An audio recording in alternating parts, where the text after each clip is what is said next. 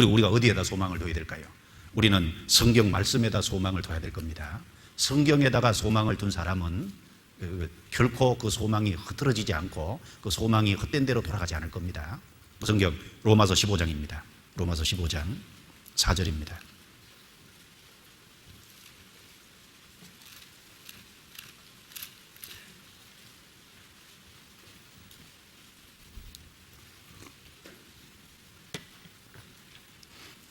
이 말씀은 같이 읽겠습니다. 무엇이든지 전에 기록한 바는 우리의 교훈을 위하여 기록된 것이니 우리로 하여금 인내로 또는 성경의 안위로 소망을 가지게 함이니라. 여긴 성경을 기록해 주신 목적 중에 하나가 교훈이고 또 한 가지는 소망이라 그랬습니다. 하나님이 우리에게 이 두꺼운 성경책을 주신 이유는 이 성경을 통해서 그리스도인들을 교훈하시기 위해서, 또 한 가지는 성경을 읽어가는 가운데서 여기 성경의 안위라 그랬습니다. 안위라는 건 평안과 위로죠. 이 성경을 읽어가는 속에서 크리스찬들은 평안과 위로를 얻습니다. 주님께서 다 하셨다는 것이 확실한 것이니까 그 말씀을 읽을 때 죄에서 자유하고 영혼의 평강을 얻습니다. 그리고 또 이 말씀은 주님의 약속이 많이 담겨 있으니까 이 약속을 읽는 가운데 그 약속이 마음속에 심겨지면은 크리스찬들은 마음의 평안이 이루어집니다. 성경의 안위로 평안과 위로로서 소망을 가지게 함이니라. 이 성경은 1.1획이라도 없어지지 않는다 그랬습니다. 이 성경을 성경 한 획이 없어짐보다 천지 없어짐이 쉬우리라. 천지하고 성경의 한 획을 비교해 놨습니다. 이 성경은 사실입니다. 성경은 없어지지 않고 성경은 영원한 것이니까 이 성경에다가 소망을 걸어둔 사람은 틀림없이 그 소망이 이루어집니다. 그래서 하나님께 그리고 그리스도에게 이 성경에다가 소망을 걸어둔 인생, 그것이 소망의 바른 번지수인 겁니다. 소망을 갖다가 세상에다 두거나 소망을 갖다가 땅에다 두는 거, 그것은 소망의 번지수를 잘못 찾은 거죠. 소망의 번지수는 하나님과 그리스도와 성경입니다. 성경의 소망의 번지수는 하늘인 겁니다. 다윗은 생애 속에서 이 소망을 하나님께 정말 두고 살았잖아요. 다윗은 하나님을 어떤 경우에도 하나님께 자기 소망을 걸어두고 하나님을 끝까지 의뢰했잖아요. 어릴 적부터 죽을 때까지 일생 동안 꾸준히 하나님께 소망을 둔 사람이 쉽지가 않습니다. 그래서 다윗은 일생 동안 하나님께 계속해서 소망을 뒀지 않습니까? 그리고 소망을 뒀기 때문에 어떤 경우에도 하나님 붙잡았지 않습니까? 어떤 경우에도 하나님 의지했습니다. 시편 71편 5절입니다. 시편 71편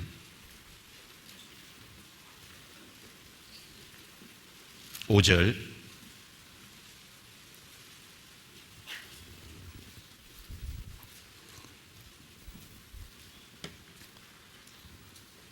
시편 71편 5절 같이 읽습니다. 주 여호와여, 주는 나의 소망이시요 나의 어릴 때부터 의지시라. 14절입니다. 또 같이 읽습니다. 나는 항상 소망을 품고 주를 더욱더욱 찬송하리이다. 이 시편 71편은 다윗이 기록했을 겁니다.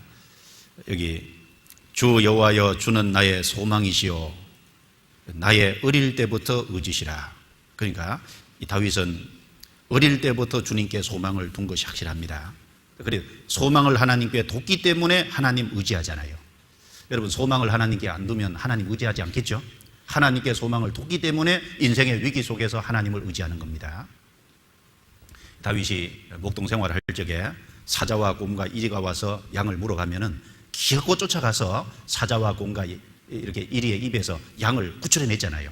그런 거지. 하나님을 의지하고 그래요. 하나님께 소망을 뒀기 때문에 그런 것도 있는 겁니다. 블레셋 골리앗과 싸우러 나갈 때도 하나님께 소망을 뒀기 때문에 하나님을 의지하고 나가서 싸워서 이겼습니다. 그리고 사울에게 10년 이상 쫓겨다닐 때도 하나님이 자기에게 기름을 부었으니까 반드시 자기가 왕이 될 거라는 걸 믿었고 자기 인생을 하나님께 의탁했기 때문에 소망을 전적으로 하나님께 뒀기 때문에 끝까지 하나님께 의지했습니다. 그 의지했다는 걸 뭘로 할까요? 다윗은 사울에게 쫓겨다니면서도 계속해서 어려움이 있을 때 하나님께 묻고 행했잖아요. 쫓겨다니면서도 블레셋이 이스라엘을 쳐들어오니까 블레셋 치러 갈까요 말까요? 올라가라. 하나님 말씀 듣고 올라갔습니다. 그래서 승리케 해줬는데 그 승리케 해줬다는 다윗이 나타났다는 소식을 듣고 사울이 내려왔습니다. 붙잡으러. 하나님께 또 물었습니다. 하나님, 내가 이 사람들을 도와서 이기게 해줬는데 이 사람들이 나를 사울의 손에 넘겨줄 겁니까? 안 넘겨줄 겁니까? 넘겨줄 거다. 그러니까 피하라. 하나님 말씀 듣고 피했잖아요. 그리고 나중에 사울이 죽고 난 다음에도 당장 올라간 게 아니라 이스라엘 땅으로 들어갈 때 하나님께 물었습니다. 하나님, 이스라엘 땅으로 들어갈까요 말까요? 들어가라. 어디로 갈까요? 헤브론으로 갈지니라. 그러니까 쫓겨다니면서도 항상 하나님께 묻고 의지했지 않습니까? 그리고 자기 아들 압살롬의 반역을 당해서 가장 인생의 공경을 당할 때 다윗의 생애 속에서 어떤 때가 가장 힘들었을까?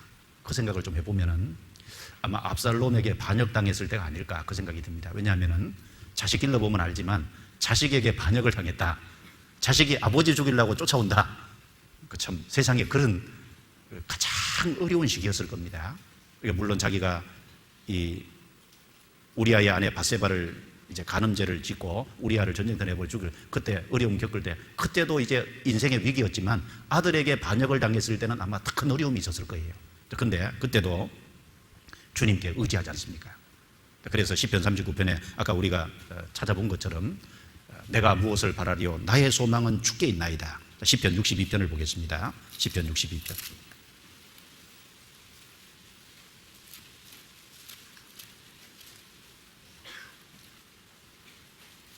62편 5절 6절입니다. 5절 6절.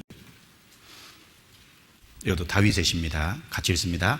나의 영혼아 잠잠히 하나님만 바라라. 대저 나의 소망이 저로 쫓아 나는도다.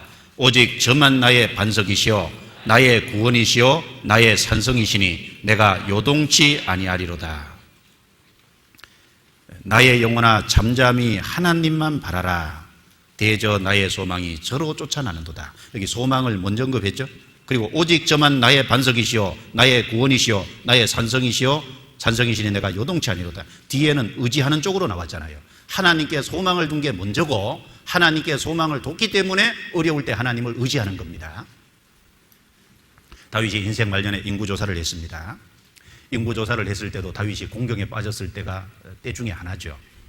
그 인구조사를 이제 마음이 좀 높아져서 한 것이지만은 그 인구조사 자체는 문제가 안 되더라도 다윗의 마음이 교만한 것 자체가 문제가 됐습니다. 사탄이 다윗의 마음을 격동했고 하나님 것을 허락했다고 했습니다. 그래서 그 문제로 하나님이 심판을 하려고 갓 선지자를 통해서 다윗에게 물었습니다. 네가 석 달 여기 인구조사 때문에 얘기할 때 3년 기근이 이스라엘 땅에 있을지 왕이 대적에게 석 달을 쫓겨다닐지 그리고 3일 동안 이스라엘 땅에 기근이 있을지 셋 중에 생각해보고 선택하십시오. 그러면 내가 나를 보내신 하나님에게 응답하겠습니다. 다윗이 대답할 적에 여호와께서는 긍휼이 크시니 우리가 여호와의 손에 빠지고 사람의 손에 빠지지 않기를 원하노라. 다윗은 자기가 결정하지 않았습니다. 하나님께 일임했죠. 다만 이제 자기가 원하는 건 하나님은 긍휼이 크시니 다윗은 끝까지 하나님께 소망을 두고 있는 겁니다. 하나님은 긍휼이 크신 분이다. 그러니까 하나님께서 심판을 내리시더라도 하나님의 손에 빠지고 사람의 손에 빠지기를 원치 않는다. 하나님께 소망을 둔 사람의 모습입니다. 소망을 뒀기 때문에 하나님께 끝까지 맡기는 거예요, 자기 인생을.